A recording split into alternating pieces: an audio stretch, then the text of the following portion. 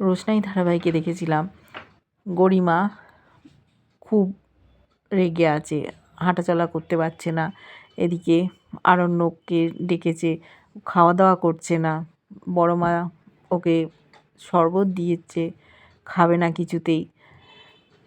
ওদের ফুলশয্যার বন্দোবস্ত করা হচ্ছে, বলেছে দেখো তোমার দেওর রাজি কিনা, মন থেকে মেনে নেবে কিনা। ওকে যত্ন আত্তি করছে। গরিমা তাই বলেছে এইগুলো তুমি যদি আগে থেকে করতে আজকে আমাকে এই দিন দেখতেই হতো না।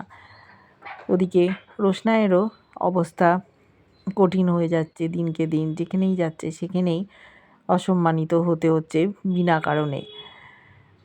বাড়িতে সবাই আয়োজন করছে গরিমা আর আরণ্যকে ফুলশয্যার। ঠাম্মি বলছে তোমরা রাধাকৃষ্ণ, তোমাদের মাঝে কেউ আসতে পারে না। গরিমা তাড়াতাড়ি সুস্থ হয়ে যাও, আমার নাতির দায়িত্ব নাও, সংসারের দায়িত্ব নাও।